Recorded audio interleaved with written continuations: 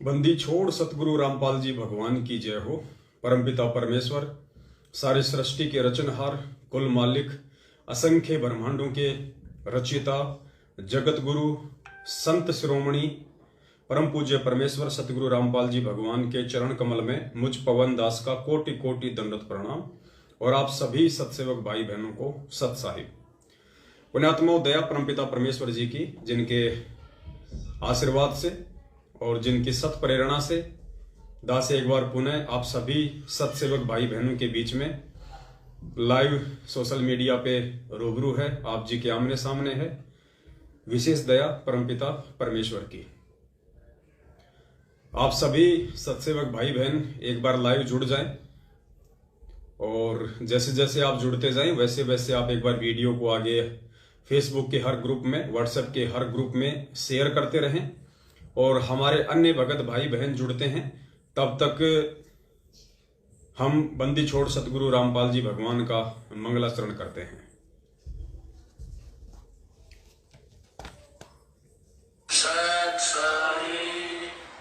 बंदी छोड़ कबीर साहिब की जय। बंदी छोड़ गरीबदास जी महाराज की जय। स्वामी रामदेवानंद जी महाराज की जय। बंदी छोड़ सतगुरु रामपाल जी महाराज की जय। सर्व संतों की जय, सर्व भक्तों की जय, धर्मी पुरुषों की जय, श्री काशी धाम की जय, श्री चुड़ानी धाम की जय, श्री करोठा धाम नमो नमो सतपुर सगुण नमस्कार गुरु के नहीं। सुर नर मुनि जन साधवा संतों सर्वसुधि नहीं। सतगुरु साहेब संत सब डंडो तुम प्रणाम। आगे पीछे मत हुए तिनको कुर्बान। निराकार निर्विषम काल जाल निर्लेपम निज लीन गुणान। अकल अंत वे सुन्न गुणान। सोहम सुरति समाप्तम सकल समान। बेपरवाह था है वार पार नहीं मत तुम ग्रीव जो सुमर सिद्ध होई। गणनायक करता ना करो निग्रह सोई। पारस पद करवाना आद्य गणेश बनाऊं।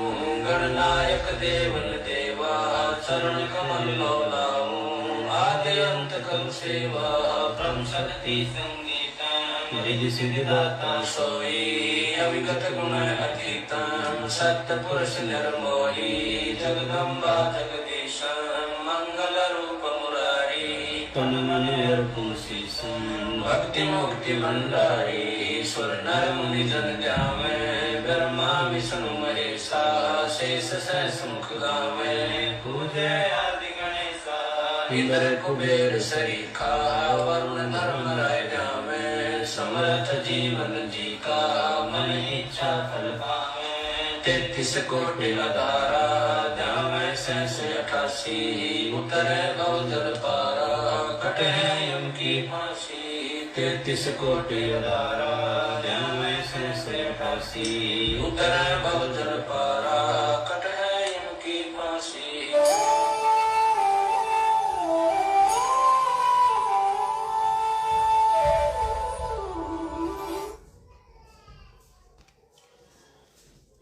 बंदी छोड़ सतगुरु रामपाल जी भगवान की जय हो। सत्साई भाई और बहनों, जो भी भाई बहन अभी जुड़े हैं, जुड़ते ही सबसे पहले यदि आपने वीडियो को शेयर नहीं किया है तो आप जी एक बार शेयर कर दें और दूसरी बार जब वीडियो लाइव एंड हो उसके बाद भी आप जी एक बार जरूर वीडियो को शेयर किया करें। और ज्यादा लंबा वीडियो नहीं बनेगा क्योंकि ये छोटे छोटे वीडियो ही होंगे। हमारा जो लंबा वीडियो होता है वो केवल जब हम रात्रि के टाइम पे 8:30 बजे लाइव आते हैं वही हमारा वीडियो 2 से 3 घंटे का हुआ करेगा। बाकी परमपिता परमेश्वर जी के आशीर्वाद से किसी भी टॉपिक को लेके जब भी हम कभी दिन में लाइव आएंगे तो छोटा ही होगा वीडियो। तो छोटी छोटी शंकाएं थी जिनके समाधान के लिए परमपिता परमेश्वर जी आप और हम सभी सत्सेवक भाई बहनों को लाइव आने के लिए निमित्त बनाते हैं। और छोटी सी शंका ये थी एक भगत भाई की, जब दास ने आज से कुछ दिन पहले परमपिता परमेश्वर सतगुरु रामपाल जी भगवान का एक छोटा सा सत्संग आप लोगों के सामने पेश किया, जिसमें परमपिता परमेश्वर जी कह रहे थे कि भाई जो अपना पूजा स्थल है, जहां पे हम अपने घर पे गुरुदेव का दरबार लगा के रखते हैं, तीनों टाइम की आरती करते हैं, जहां बैठ के हम अपना सुमरण करते हैं, मंत्र करते हैं, दीपक लगाते हैं, उसे कहते हैं गुरुद्वारा। हमारा जो असली गुरुद्वारा है वो है हमारा घर, जहां पे हमने अपने गुरुदेव का जो है वो दरबार लगा रखा है। तो चाहे उसको दरबार कहिए, चाहे उसको दरबार साहिब कहिए, चाहे उसको गुरुद्वारा कहिए, चाहे उसको पूजा स्थल कहिए। तो पूज्य गुरुदेव जी ने कहा था कि जो आपका दरबार है, जो पूजा स्थल है, वहां केवल अपने एक परमात्मा, अपने इष्ट देव की ही फोटो रखनी है। और आगे चल के उसमें परमात्मा ने कहा कि आपने केवल अपने एक इष्ट, एक परमात्मा कबीर जी की ही फोटो रखनी है। तो दास ने तो परमपिता परमेश्वर के सत्संगों का निष्कर्ष निकाल के, उन्हीं के आशीर्वाद से, उन्हीं के द्वारा जो बुद्धि खोली गई है, उस आधार से भगत भाई बहनों से ये प्रार्थना की थी कि भाई हमारा जो इष्ट है हमारे पूज्य गुरुदेव जी हैं, क्योंकि ये कबीर परमात्मा की सत भक्ति है। और कबीर परमेश्वर की सत भक्ति में गुरु भी वे स्वयं होते हैं और इष्ट भी वे स्वयं ही होते हैं, क्योंकि खुद वे कबीर परमेश्वर ही यहां आके सतगुरु की या एक सच्चे गुरु की भूमिका निभाते हैं। और दूसरा कोई भी अपने द्वारा रची गई सृष्टि की यथार्थ जानकारी देने में सक्षम नहीं है। यहां पे कोई भी सतगुरु की या फिर तत्वदर्शी संत की भूमिका निभाने में समर्थ नहीं है। तो यहां पे जो इष्ट का जो नाम लिया है पूज्य गुरुदेव जी ने कि आपने अपने एक परमात्मा, अपने एक इष्ट कबीर जी का ही फोटो रखना है। पहले आप वो वीडियो सुन लीजिए परमात्मा का, जिसके लास्ट में कहा है गुरुदेव ने कि अपने एक परमात्मा, अपने इष्ट यानी कबीर जी का फोटो रखना है। तो कबीर जी कौन है, बस उसी टॉपिक पे थोड़ा सा वीडियो चलेगा।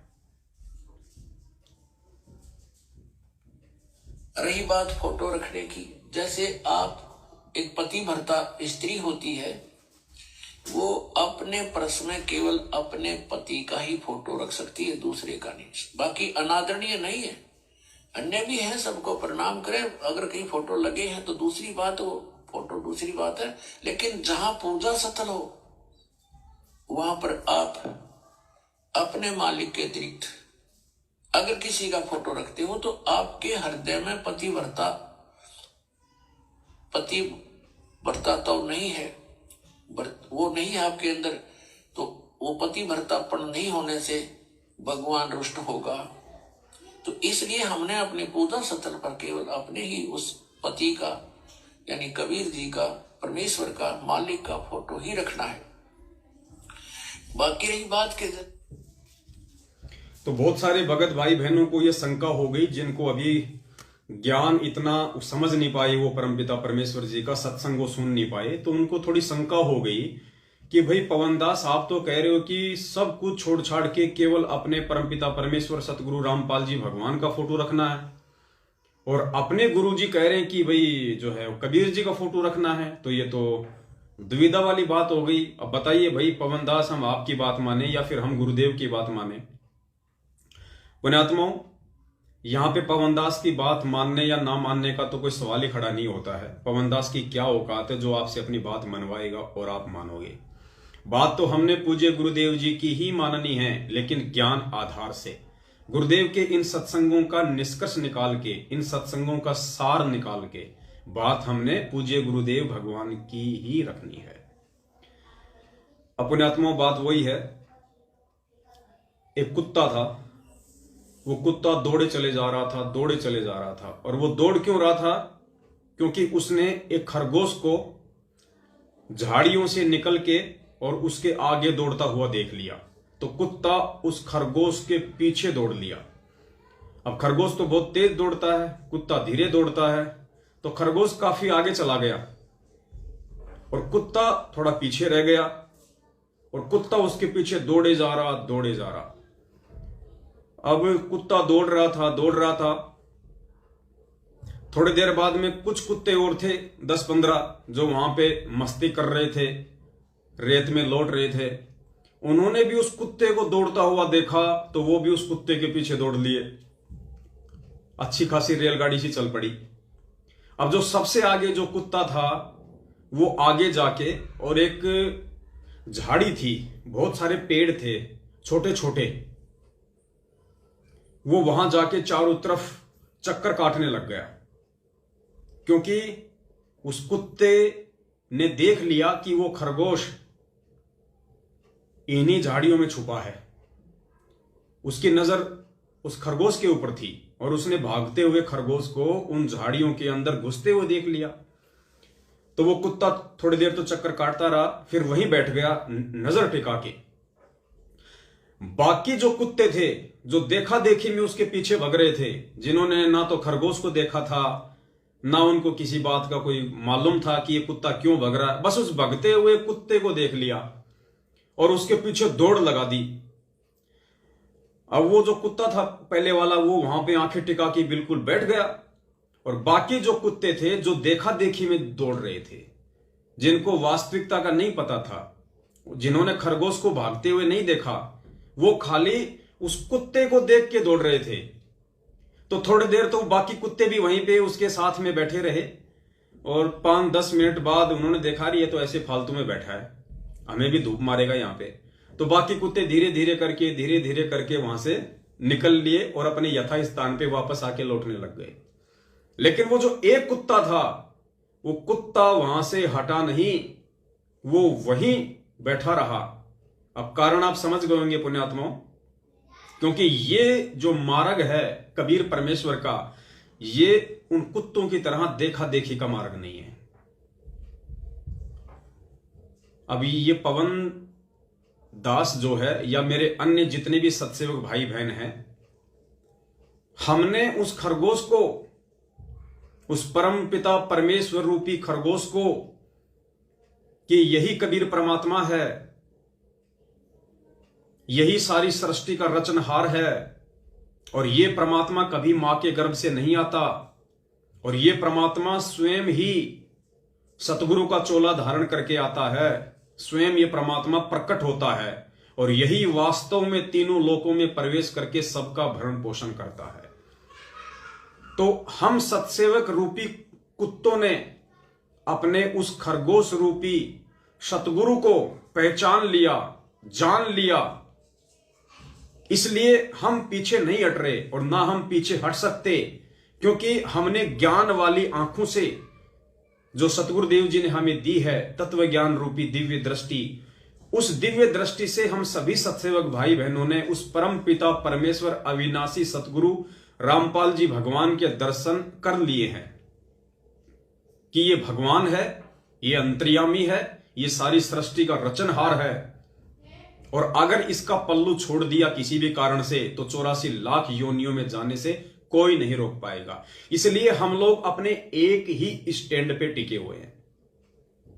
हमने गुरुदेव का प्रगट दिवस मनाना है तो मनाना है, क्योंकि हमने हृदय से उनको परम पिता परमेश्वर के रूप में स्वीकार कर लिया। इसलिए हमारे ही अन्य जो भाई हैं सतलोक आश्रम मैनेजमेंट हरियाणा वाले, हम उनकी गालियां भी खाएंगे, हम उनकी धमकी भी सहेंगे, हम उनकी मार पिटाई भी खाएंगे, लेकिन हम अपने पूज्य गुरुदेव जी का पीछा नहीं छोड़ेंगे। हम उन्हें परमपिता परमेश्वर मानने से पीछे नहीं हट सकते। क्यों? क्योंकि हमने उस कुत्ते की तरह झाड़ी में, उन पेड़ पौधों में खरगोश को छुपते हुए देख लिया है। तो वो कबीर परमात्मा जो आज सतगुरु रामपाल जी भगवान के चोले में छुपा हुआ है, उसको हमने उन तत्व ज्ञान रूपी आंखों से देख लिया है। तो हम पीछे नहीं हट सकते। और कुछ भाई बहन ऐसे हैं जो हमारे विचारों से थोड़े समय के लिए प्रभावित हो जाते हैं। उन्हें लगता है कि पवन दास तो बिल्कुल ठीक कह रहा है, भाई ये तो सही कह रहा है, ये कहां से बेचारा गुरुद्रोही हो गया, ना इसने कभी गुरु जी को गाली दी, ना कोई निंदा करी, ना कोई चुगली करी, सारी बातें गुरुदेव के सत्संग दिखा दिखा के हमें बताता है। भाई ये बिल्कुल सही है पवन दास, इसको गुरुद्रोही कहने वाले खुद मूर्ख हैं। 5-10 दिन उस भाई पे ऐसा रंग चढ़ जाता है, और 6वें दिन जब उसके नाम का पीला पर्चा निकल जाता है, या उसके कोऑर्डिनेटर का उसके पास में फोन आ जाता है, तो फिर वो भाई जो आंधी की तरह आया था वो उन बाकी कुत्तों की तरह तूफान की तरह वापस भग जाता है। और अरे रे, इसको तो गुरुजी ने गुरुद्रोही कह दिया, अरे रे रे, ये तो गुरुद्रोही है, इसको तो गुरुद्रोही कह दिया गुरुजी ने। पुण्यात्मा, उन भाई बहनों की जो स्थिति है वो उन बाकी कुत्तों के जैसी है। मैं उन भाई बहनों को कुत्ता नहीं कह रहा, क्योंकि हमने खुद भी अपने आप को कुत्ते की संज्ञा दी है। हम सब उस परमपिता परमेश्वर के हम कुत्ते ही हैं, लेकिन हम उन कुत्तों की श्रेणी में नहीं हैं जो दूसरों को देखा देखी हम उनका पीछा करते हैं। हम अगर पीछा कर रहे हैं तो अपने गुरु भगवान का कर रहे हैं, अपने गुरु भगवान को देख के उनका पीछा कर रहे हैं। और हमें दिलो दिमाग से, हमें हृदय से विश्वास हो चुका है कि धरती पे परमात्मा है और इन्हीं पेड़ पौधों में छुपा हुआ है, इन्हीं संत रामपाल जी भगवान के चोले में छुपा हुआ है। क्योंकि हमने आंखों से देख लिया, इसलिए हम उस कुत्ते की तरह वहीं नजर टिका के बैठ गए।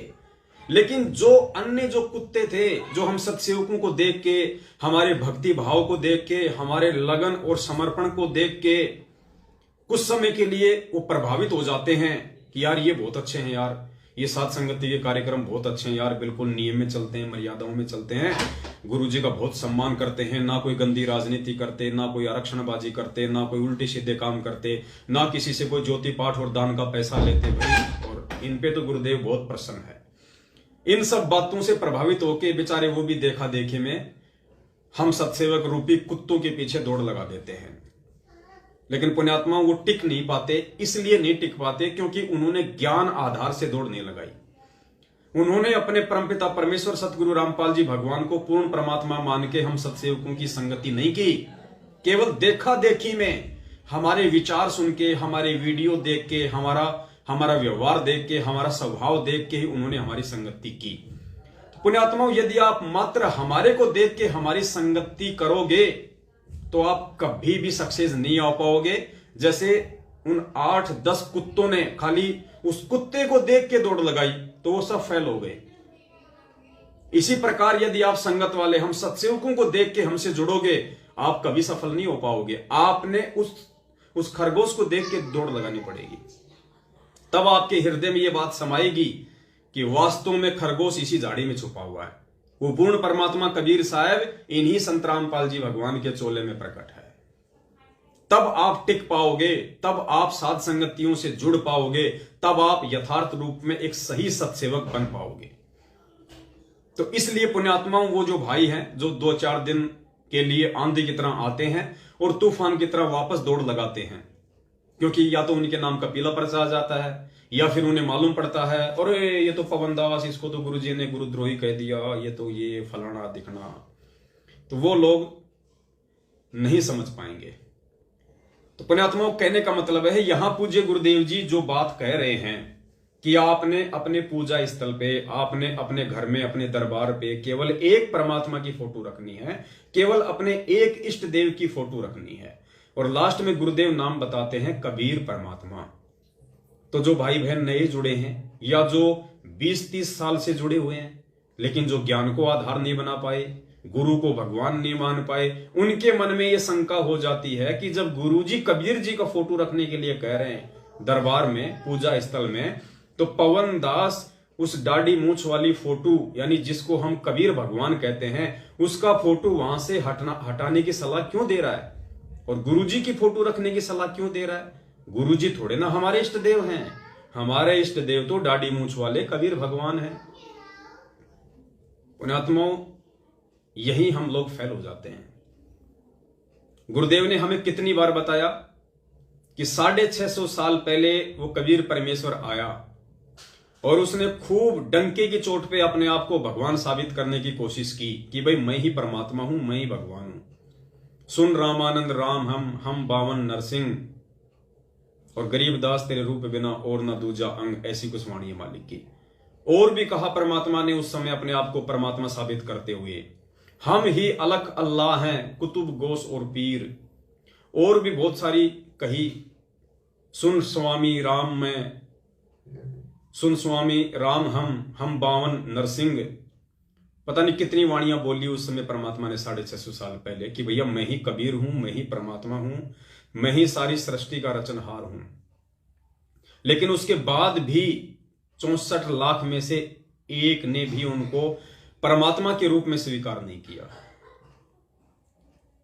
और आज वो कबीर परमात्मा स्वयं संत रामपाल जी भगवान का रूप धारण करके अपने ही 650 साल पहले वाले रूप को भगवान साबित कर रहे हैं।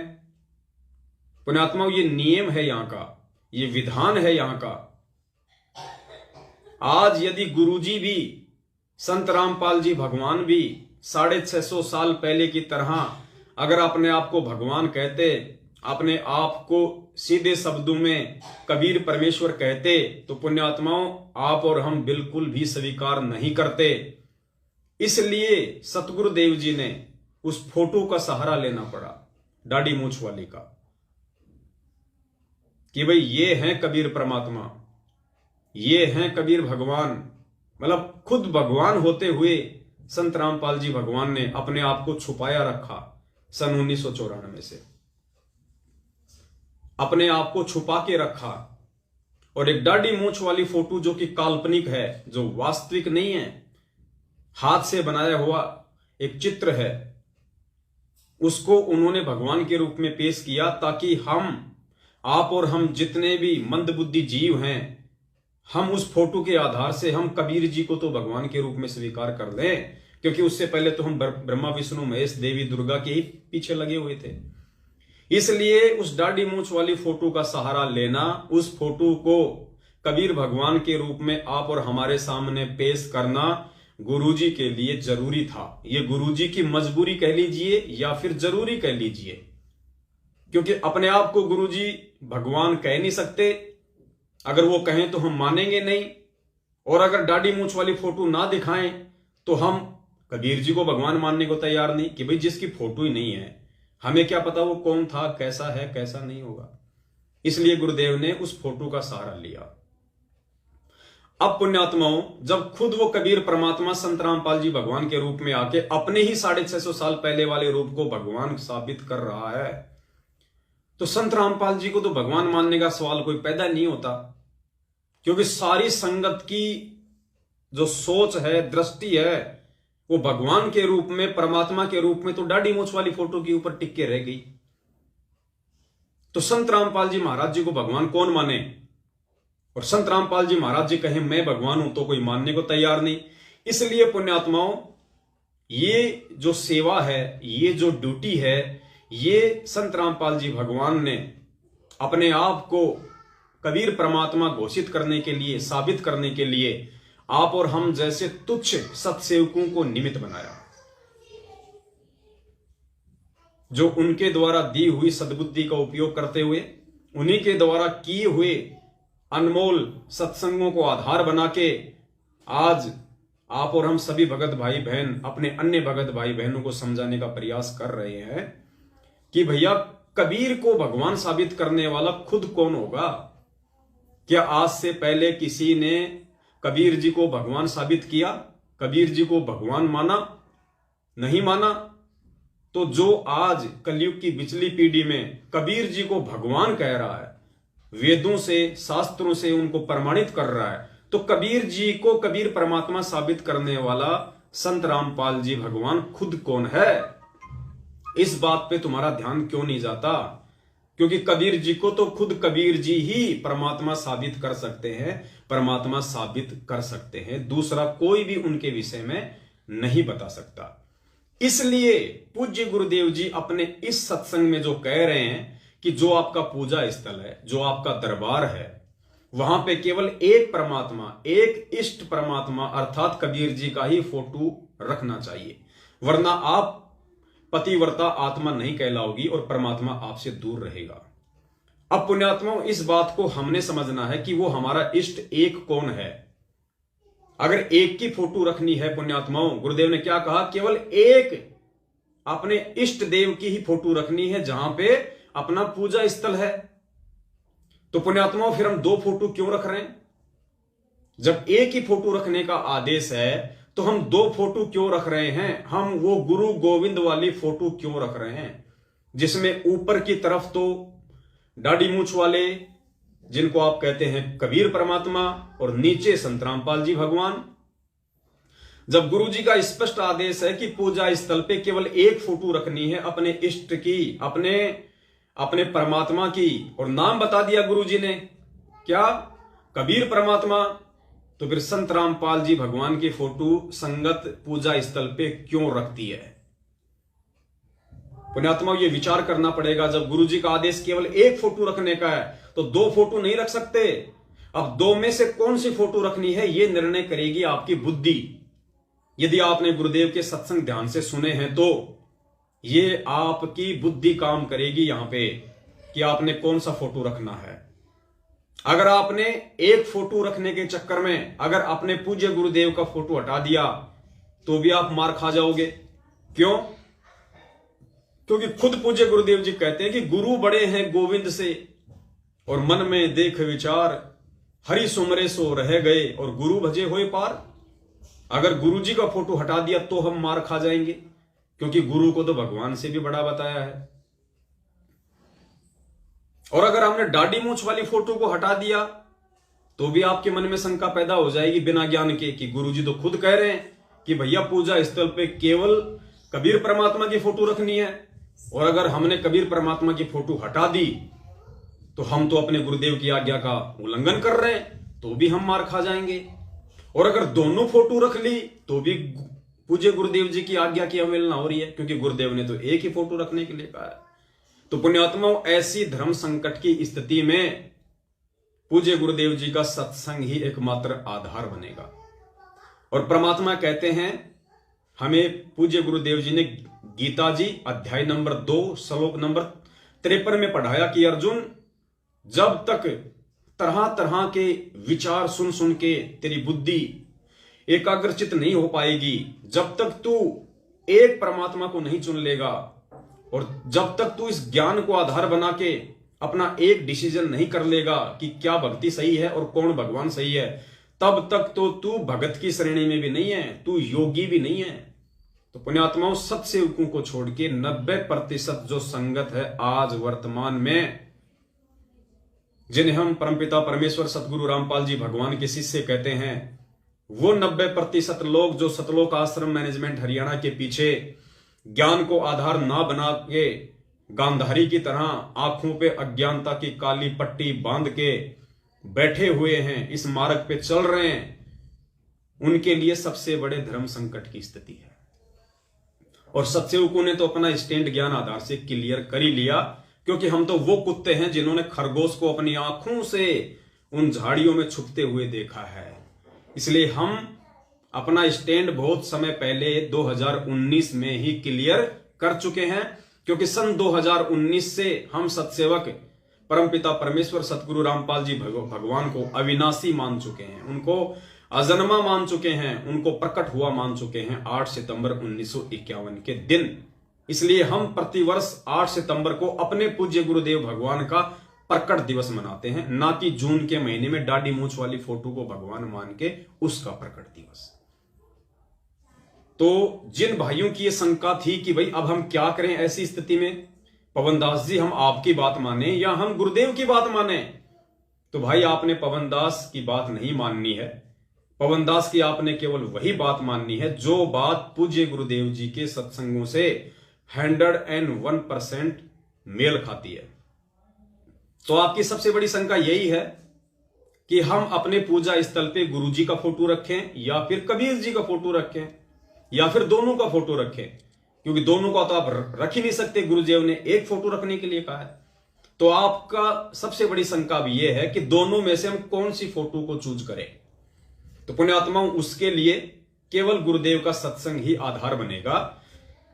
अब जो सत्संग आप जी सुनने जा रहे हैं, आप जी की शंका का समूल सत्यानाश हो जाएगा अगर आप थोड़ा बहुत भी उस परमेश्वर के प्रति अगर जागरूक है तो। क्योंकि पूज्य गुरुदेव जी स्वयं कह रहे हैं कि अपने ही गुरु को इष्ट रूप में मान के पूजना है। यह सत भक्ति है कबीर परमात्मा की, इसमें इष्ट भी वही होता है और सतगुरु भी वही होता है। क्योंकि कबीर परमात्मा का काम कबीर परमात्मा स्वयं ही करता है। स्वयं ही कर सकता है। 21 ब्रह्मांड के अन्य किसी प्राणी की औकात और समर्थता नहीं है। इसलिए वो कबीर परमात्मा स्वयं ही सतगुरु की भूमिका करता है। हम रोज नित्य नियम में पढ़ते हैं कि साहिब से सतगुरु भय और सतगुरु से भय साध, ये तीनों अंग एक हैं, गति कुछ अगम अगाध। फिर दूसरी वाणी है, साहिब से सतगुरु भय, सतगुरु से भय संत, और धर धर वेख विशाल अंग, वो खेल है आदि और अंत। सारे रोल सारी भूमिका भगत की, सतगुरु की, परमात्मा की स्वयं कबीर परमेश्वर ही करता है इस सत भक्ति मार्ग में।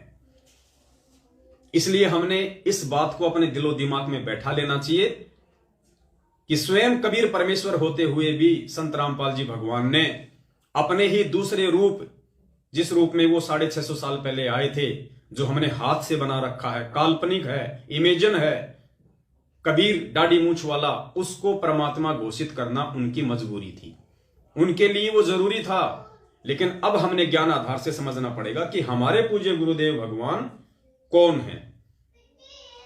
तो अब आपके सामने बिल्कुल स्पष्ट हो जाएगा और आपके सामने ऐसी कोई दुविधा, कोई धर्म संकट वाली स्थिति परमेश्वर का यह सत्संग नहीं छोड़ेगा कि आप और हम सभी भगत भाई बहनों का इष्ट कौन है।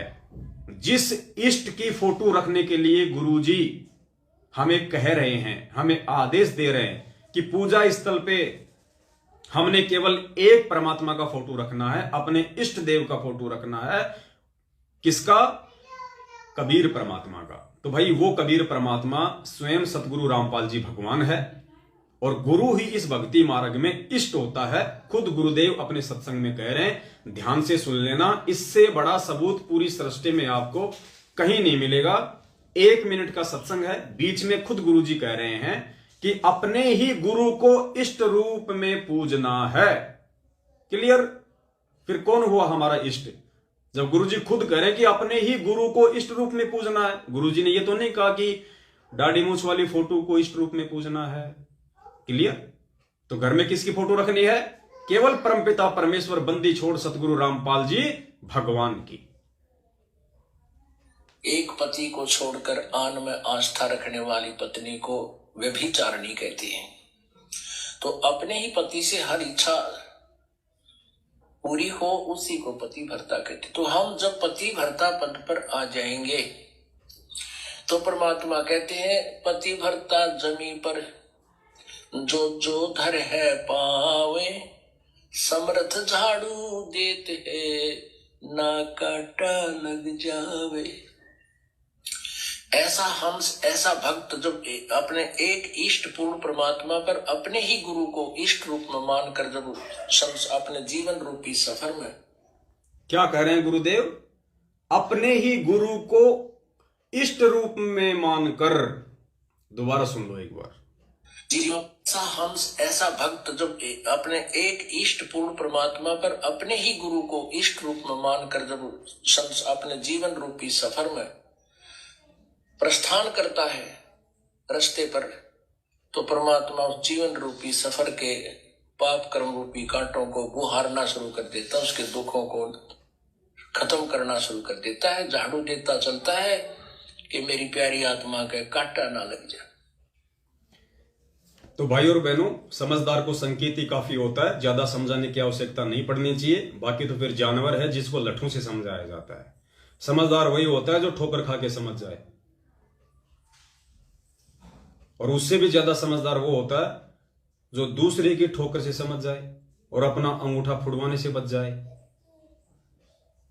अब ये आपके ऊपर निर्भर करता है, आप अपना अंगूठा फुड़वा के संत रामपाल जी भगवान को भगवान मानोगे, या हम जैसे सत्सेवक जो अंगूठा फुड़वा के आज आप चिल्ला रहे हैं आपके सामने कि गुरुदेव ही भगवान है। आप रोज संध्या आरती करते हो, मेरे गुरुदेव भगवान, दियो काट काल की फांसी, मेरे गुरुदेव भगवान।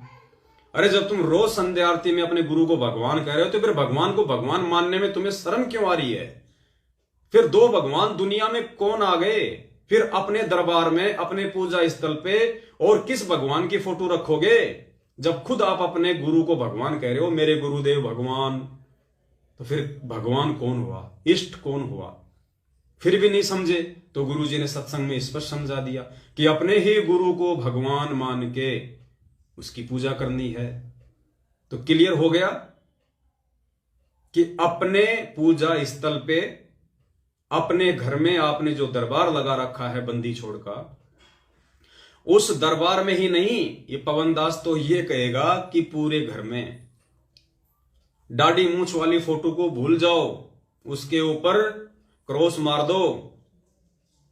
ऐसे तो पता नहीं भगवान के करोड़ों रूप हैं, करोड़ों, कितने रूप में परमात्मा आता है जाता है, आता है जाता है। किन किन को पूजोगे? वक्त गुरु से बेड़ा पार होगा सत भक्ति में, और कबीर की सत भक्ति में वक्त गुरु स्वयं कबीर परमात्मा ही बन के आता है। बाकी गुरुदेव ने स्पष्ट कर ही दिया। तो पुण्यात्माओं, निवेदन है, देखा देखी में उन कुत्तों की तरह हम सत्सेवक रूपी कुत्तों के पीछे मत दौड़ लगाओ, वरना थक हार के थोड़े दिन में वापस बैठ जाओगे। अगर खरगोश रूपी सतगुरु को पहचान लोगे, उनके सत्संगों को पहचान लोगे, और उसके बाद यदि आप हम लोगों को देख के भी दौड़ लगाओगे, तो भी आपको एक विश्वास हो जाएगा कि खरगोश इसी झाड़ी में है, कबीर परमात्मा इसी संत रामपाल जी भगवान के चोले में है। फिर आप वापस पैर नहीं हटा सकते। एक छोटी सी शंका थी भगत भाई की, तो परमेश्वर ने दास को सत प्रेरणा की कि बेटा, शंका एक की होती है और समाधान हजारों का, लाखों का हो जाता है। सोशल मीडिया मैंने तेरे को यह प्लेटफॉर्म दे ही रखा है, लाखों तक तू अपनी बात पहुंचा सकता है। तो पुण्यात्मा, हम तो सतगुरु आशीर्वाद का, और सतगुरु ने हमें जो टेक्नोलॉजी दी है, इसका हम तो भरपूर फायदा उठा रहे हैं। और जैसा कि आप सभी को पता है, कल 23 अक्टूबर है और कल भारत देश में 2 जगह सात संगति के कार्यक्रम है। एड्रेस ऊपर दिया हुआ है। सबसे पहली सात संगति है उत्तराखंड में, जहां पे उत्तराखंड की राजधानी है देहरादून। देहरादून से जब हम ऋषिकेश की तरफ चलेंगे, तो देहरादून और ऋषिकेश के बीच में एक जगह है रानी पोखरी। रानी पोखरी, जहां पे देहरादून का जोली ग्रांट एयरपोर्ट है, वहीं पे रानी पोखरी गांव है। रानी पोखरी गांव में एक सैनिक बस्ती है। सैनिक बस्ती में एक परमात्मा का बच्चा रहता है, नाम है प्रदीप दास उर्फ प्रदीप राणा। आर्मी से रिटायरमेंट है, उसके नाम का पीला पर्चा निकल चुका है, और जिसके नाम का पीला पर्चा निकल गया, समझो उसको परमात्मा ने सतलोक के लिए साइन कर दिया। उसको परमेश्वर ने अपॉइंटमेंट कर दिया सतलोक के लिए, कलयुग की पिछली पीढ़ी में, जिसका गुरुद्रोही के नाम से पीला पर्चा निकल गया। लेकिन ध्यान रखना, पीले पर्चे कुछ ऐसे लोगों के भी निकल रहे हैं जो वास्तव में गुरु को भगवान नहीं मानते। तो आपने ऐसे लोगों से बच के रहना है। और रानी पोखरी में जाके कल शाम के 7:30 बजे वहां पे बंदी छोड़ सतगुरु रामपाल जी भगवान को भोग लगेगा। 42 मिनट की आरती के साथ में सात संगति होगी, सत्संग होगा, और यज्ञ से बचा हुआ भोजन खाने से हमारे जन्म जन्मांतरों के पाप कर्मों का नाश होगा। तो उत्तराखंड और आसपास के जितने भी भगत भाई बहन हैं, वहां जाने का प्रयास करें। ऊपर मैसेज में भगत प्रदीप दास जी के नंबर हैं, पूरा एड्रेस है। दूसरी सात संगति है गुजरात में। गुजरात में एड्रेस है प्रतापा पार्क सोसाइटी, बरूमाल रोड, तहसील है धर्मपुर, जिला है वलसाड। वहां पे भगत हरि किशन दास जी हैं, भगत सुशील दास जी हैं और भगत सुधीर दास जी हैं। वहां भी कल 23 अक्टूबर को शाम को 7, 7:30 बजे ही बंदी छोड़ सतगुरु रामपाल जी भगवान को भोग लगेगा। 42 मिनट की आरती के साथ में फिर सत्संग होगा और फिर भंडारा होगा। उसके बाद में दीपावली के दिन लगातार 2 दिन सभी के लिए, अगर कोई देश विदेश से आना चाहे, जैसी उनको परमात्मा उनको प्रेरणा करे, राजस्थान के जयपुर में राजस्थान के सभी सत्सेवक भाई बहन मिलके दीपावली पर 2 दिन का सात संगति और धर्म भंडारे का प्रोग्राम रखवा रहे हैं। दिनांक 4 नवंबर और 5 नवंबर को। 4 नवंबर रात्रि 7 बजे परमेश्वर को भोग लगेगा, फिर सत्संग होगा, भंडारा होगा, सात संगति होगी। दूसरे दिन भगत भाई बहन आराम करें। फिर दूसरे दिन यानी 5 तारीख को शाम को 7 बजे बंदी छोड़ को फिर भोग लगेगा, फिर सात संगति होगी, भंडारा होगा। और जो दूर दराज से आने वाले भगत भाई बहन हैं, वो चाहें तो वो 3 तारीख को भी आ सकते हैं। रहने खाने की बंदी छोड़ के दया से सारी व्यवस्था रहेगी। कहीं कोई दिक्कत नहीं है। आराम से हम भगत भाई बहन मिलेंगे, हरी चर्चा करेंगे, एक दूसरे के विचारों से परिचित होंगे। आगे हमने किस प्रकार से परमपिता परमेश्वर सतगुरु रामपाल जी भगवान के सत भक्ति मार्ग और मिशन को आगे बढ़ाना है। और तब तक जो भक्ति बोध पुस्तक है वो भी छप के आ जाएगी। वैसे तो आ चुकी है परमपिता परमेश्वर जी के आशीर्वाद से।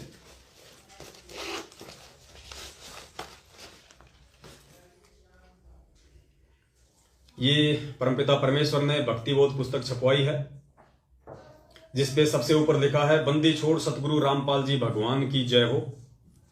पवित्र भक्ति बोध पुस्तक है, बाकी सेम वही है। अंदर सबसे पहले बंदी छोड़ सतगुरु रामपाल जी भगवान का फोटो है और लिखा भी यही हुआ है, बंदी छोड़ सतगुरु रामपाल जी भगवान की जय। नीचे उसी बंदी छोड़ सतगुरु रामपाल जी भगवान के जो अन्य रूप हैं, 650 साल पहले वाला, गरीबदास जी वाला, और परमपिता परमेश्वर सतगुरु रामपाल जी भगवान ने 17 फरवरी 1988 को अपना एक मुंह बोला गुरु बनाया, जैसा कि 650 साल पहले कबीर जी ने रामानंद जी को बनाया। उनका फोटो है, उन महापुरुष का फोटो है। और उसके बाद में तीनों समय की आरती है, सारा सब कुछ वही है, भोग की आरती है। और सबसे लास्ट में परमात्मा ने एक चीज और इसमें ऐड करवा दी, वो ऐड करवाई है नियम। जो प्रथम नाम दीक्षा के समय जो नियम होते हैं वो परमपिता परमेश्वर ने सारे के सारे नियम यहां पे ऐड करवा दिए हैं। क्योंकि बहुत सारे भगत भाई बहनों को ये चिंता होती थी कि भगत जी नियम क्या है, नियम क्या है। तो ये भक्ति बोध पुस्तक, और पीछे सतलोक आश्रम बरवाला की फोटो है और वहां का एड्रेस है।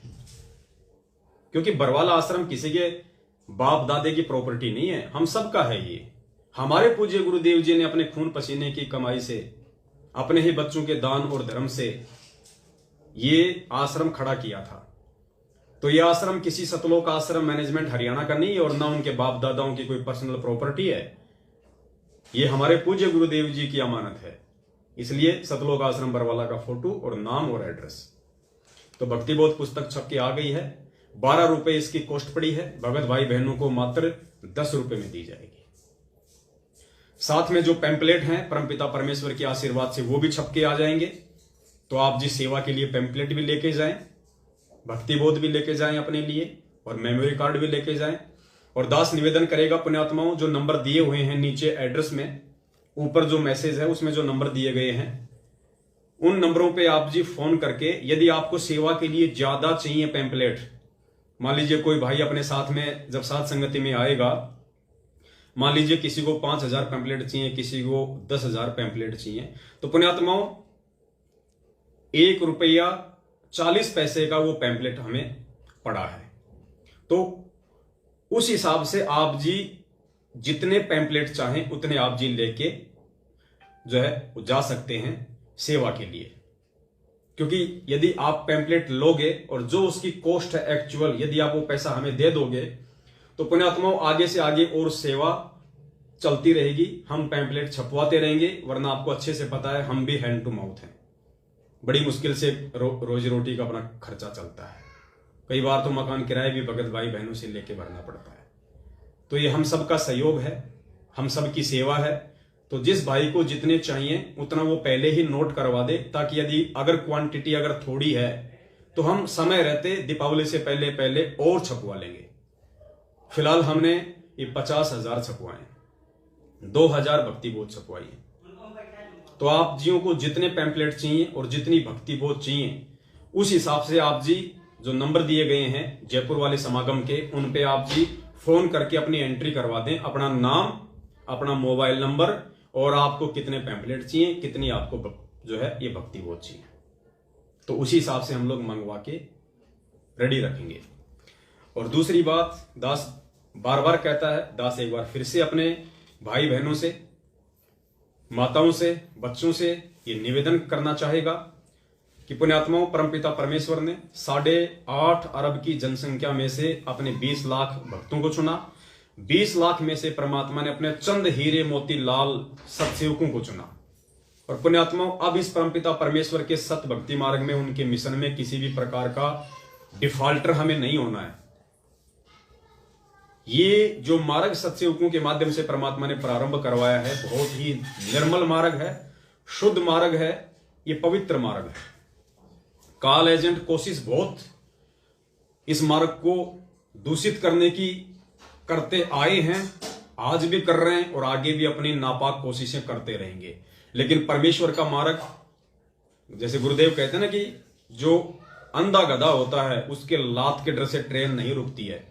तो अब तो ये मार्ग दिन ब दिन आगे बढ़ेगा, चाहे आप कितने ही गुरुद्रोही बनाओ, कितना ही हमको ऊंचा नीचा कहो, किसी को कोई फर्क नहीं पड़ने वाला है। क्योंकि सारी संगत जान चुकी है, इनके लेटर फर्जी, इनके ऑडियो फर्जी, इनके पीले पर्चे फ्री, और खुद सतलोक आश्रम मैनेजमेंट हरियाणा फर्जी, खुद गुरुदेव का कलयुगी परिवार महाफर्जी। और अगर कोई चीज सत्य है तो केवल पूज्य गुरुदेव जी के सत्संग है, और उसके बाद यदि कोई चीज सत्य है तो पूज्य गुरुदेव जी के सत्संगों के आधार से हो रही साध संगति ही सत्य है।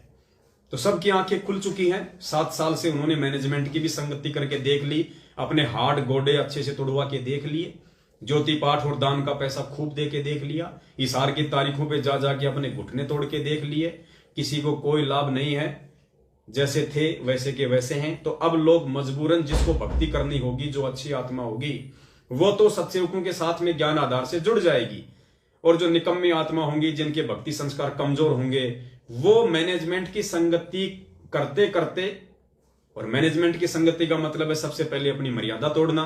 तो मर्यादा तोड़ने वाले को लाभ होने नहीं। जब तक बैटरी थी तब तक ठीक था, बैटरी डिस्चार्ज हो गई, आगे भक्ति बन नहीं रही, पहले की सारी तुमने खा ली, थोड़ी बहुत थी मैनेजमेंट ने जाट आरक्षण में, राजनीति में, रक्तदान में, देदान में, आनंदपाल की सीबीआई जांच में तुम्हारी बर्बाद करवा दी। तो अब वो खाली खोके रह गए। अब वो उन खाली खोकों में अगर थोड़ी बहुत भी सद्बुद्धि होगी, तब तो वो अपने जाने अनजाने की तमाम गलतियों की समायाचना करके बंदी छोड़ सतगुरु रामपाल जी भगवान से सत्सेवकों के साथ जुड़ के वापस अपना मटका भक्ति से भरना शुरू कर देंगे। और जो बिल्कुल ही बेबुद्धि हैं, वो अपने गुरुदेव में दोष निकाल देंगे, गलती खुद की और दोष निकालेंगे गुरुदेव में कि यार इतनी भक्ति कर रहे हैं, इतने पाठ करवा दी, इतनी ज्योति करवा दी, इतनी बार तारीखों पे चला गया है, कोऑर्डिनेटर की भी बराबर में चापलूसी कर रहा हूं 7 साल से, फिर भी कोई फर्क नहीं पड़ रहा मेरे ऊपर। तो वो अपने गुरुदेव में दोष निकाल के स्वयं की गलती के चलते इस मार्ग को छोड़ के या तो दूसरे पंथों में धक्के खाएंगे या फिर वापस अपना उन्हीं भक्तियों में लग जाएंगे। तो तमाम मेरी जो माता बहनें हैं, दास उनसे हाथ जोड़ के फिर विनती करेगा, पुण्यात्माओं, यदि आपको सतनाम मिल चुका है, भाई और बहन, माता, बुजुर्ग, यदि आपको सतनाम मिल चुका है, दास इसलिए कह रहा है क्योंकि सतनाम तक इतना ज्ञान नहीं हो पाता है, इसलिए उन भाई बहनों को मैं ज्यादा फोर्स नहीं करूंगा, लेकिन विनती मैं उनसे भी करूंगा जिनको अभी तक सतनाम नहीं मिला है या जो संकल्प नाम दीक्षा लेके भक्ति कर रहे हैं। मेरी विनती उनसे भी रहेगी, क्योंकि अब हमने परमेश्वर को समझने में ज्यादा देरी नहीं करनी चाहिए। गुरुदेव कहते हैं ना, साहिब ने भेद दिया सब खोला अपनी सतलोक राजधानी का। जब सारा भेद परमात्मा ने खोल दिया तो हमने समय नहीं लेना चाहिए वो आगे समझने में। लेकिन जिनको सतनाम मिल चुका है, उन माता बहनों से मेरा निवेदन है, आप साध संगति के जिस भी प्रोग्राम में जहां भी जाएं, पुण्यात्माओं, पाखंड रहित होके जाएं, आडंबर रहित होके जाएं, मान बढ़ाई और दिखावे से दूर होके जाएं। आपके शरीर के किसी भी अंग पे किसी भी प्रकार का सोने चांदी का या नकली आभूषण नहीं होना चाहिए। यदि आप साध संगति की तरफ अपना पैर रख रही हैं तो आपके जो वस्त्र हैं बहुत ही शोभनीय होने चाहिए, बहुत ही सभ्य होने चाहिए, ढीले ढाले होने चाहिए। आपके वस्त्र चटकीले, मटकीले और भड़काऊ नहीं होने चाहिए। कोई भी टाइट वस्त्र ऊपर या नीचे आप जिन्हें नहीं पहना होना चाहिए। बहुत ही सादगी के साथ, बहुत ही विनम्रता के साथ में। अपने बच्चों के वस्त्र भी बहुत सीधे सादे तरीके वाले आप जिन्हें सिलवा लेने चाहिए। छोटे छोटे बच्चे जो टाइटी पहन लेते हैं, जींस पहन लेते हैं, पुण्यात्माओं, अब नहीं चलेगा इस मार्ग में।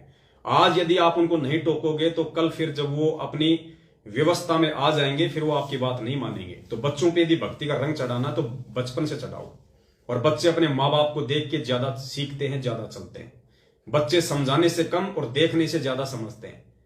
तो आप एक भगत बन के रहोगे अपने घर में और साध संगतियों में और समाज में, तो आपके बच्चे ऑटोमेटिक आपको देख के 90% तो वैसे ही भगत बन जाएंगे।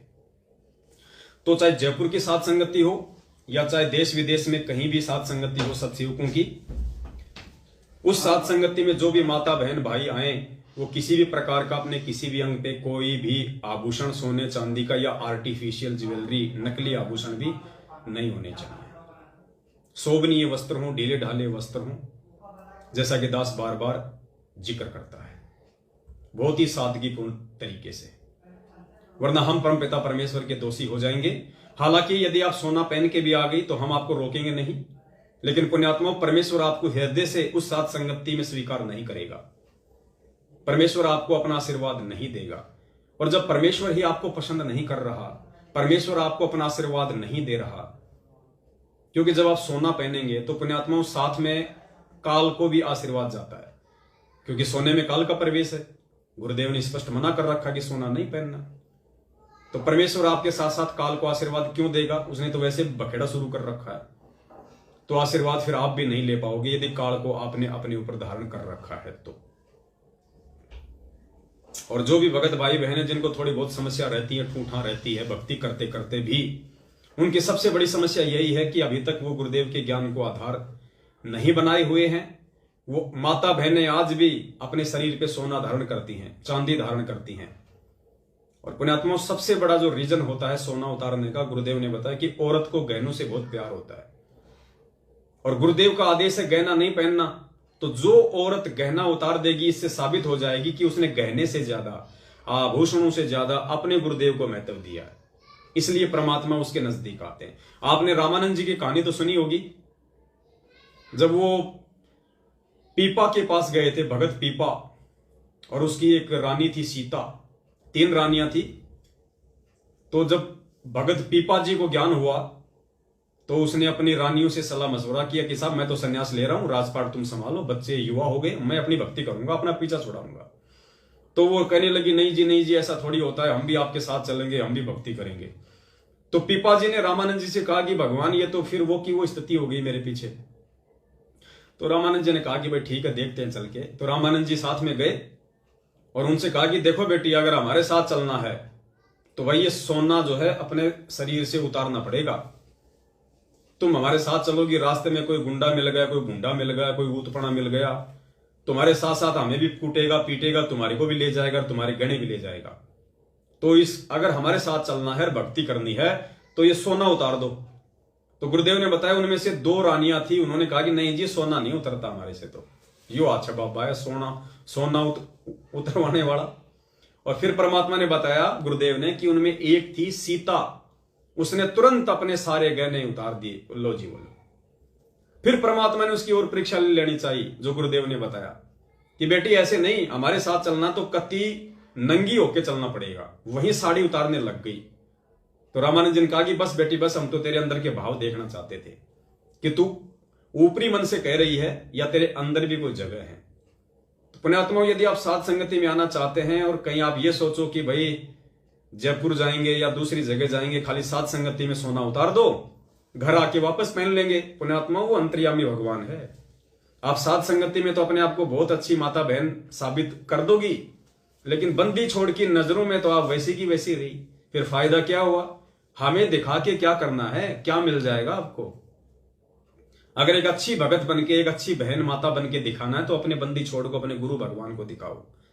गुरु जी कहते हैं जो पतिव्रता औरत होती है, चाहे आध्यात्मिक दृष्टि में हो चाहे सामाजिक दृष्टि में हो, वो अपने घर और बाहर एक जैसी रहती है। अपने घर और बाहर वो एक जैसी रहती है, उसमें कोई बदलाव नहीं आता। उसे कहते हैं असली पतिव्रता। तो दास का निवेदन था, और जो भाई हैं भाइयों से भी दास का निवेदन है, यदि आप टी शर्ट वगैरह पहनते हैं तो ज्यादा टाइट टी शर्ट पहन के नहीं आनी है, छोटी बाजू की टी शर्ट वगैरह नहीं पहननी है भाई। या तो अपना कुर्ता पजामा सिमा लो दास की तरह, या अपना पैंट शर्ट पहनो, अपना ट्राउजर पहनो, ढीले ढाले पहनो। जींस वगैरह हमने बिल्कुल नहीं पहननी है। लोअर वगैरह पहन के आ जाते हैं बहुत सारे भाई बहन। पुण्यात्माओं, हम भगत हैं, साथ संगति में सत्संग में हमारी माँ भी आती है, हमारी बहन भी आती है। हमने लोअर पे पहनना तो ढीला ढाला पहनो, टाइट लोअर नहीं पहनना जैसा कि आजकल मार्केट में चल रहे हैं। हमको यदि गुरुदेव ने भगत बनाया तो हमने भी भगत बन के दिखाना होगा। भगत के असली जो आभूषण हैं वो शील, संतोष, विवेक, दया, अक्षमा, परोपकार, निस्वार्थ, परमार्थ, ये बताए हमें गुरुदेव ने। चाल चलन व्यवहार बोलचाल उसका चरित्र, ये है असली हमारे आभूषण, हमारे गुण। तो हमने वो धारण करने पड़ेंगे, चाहे आज कर लो चाहे कल कर लो, शुरुआत तो करनी पड़ेगी अगर भगत बनना है तो। और भगत ही नहीं बने तो फिर सतलोक कहां चले जाएंगे। तो दास की इतनी सी विनती थी, इतना सा दास का निवेदन था, जो आप जियों के सामने दास परमपिता परमेश्वर सतगुरु रामपाल जी भगवान की सत प्रेरणा से सामने हाजिर हुआ।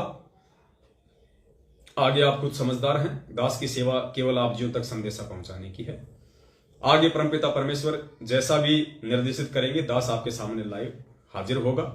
बाकी कल 2 सात संगति हैं, जितने भी भगत भाई बहन मुझे सुन पा रहे हैं, अगर समय मिले तो आप जरूर वहां पे शामिल हों, परमेश्वर का आशीर्वाद प्राप्त करें, क्योंकि परमेश्वर का विधान है जहां भी सात संगति होगी वहां परमेश्वर किसी न किसी रूप में अवश्य पूछता है, ये उनका विधान है अपने बच्चों को आशीर्वाद देने के लिए। तो ऐसा मौका कौन चुकेगा? कोई नालायक होगा वो चुकेगा। अगर आसपास में है तो ठीक है, आप ज्यादा दूर है किसी काम से नहीं जा पा रहे तो एक बात अलग है। यदि आप आसपास में 100 200 300 किलोमीटर है फिर भी आप यदि आलस्य कर रहे हैं, नहीं जा पा रहे हैं, तो फिर आप जैसा नालायक फिर कौन होगा। बंदी छोड़ सतगुरु रामपाल जी भगवान की जय हो। सत साहिब। जिसके सिर पर कृपा गुरु की, वो दुख कैसे पाएगा। जिसके सिर पर कृपा गुरु की, वो दुख कैसे पाएगा। नाम गुरु जी का जप लेगा, नाम गुरु जी का जप लेगा, जीवन सफल बनाएगा। जिसके सिर पर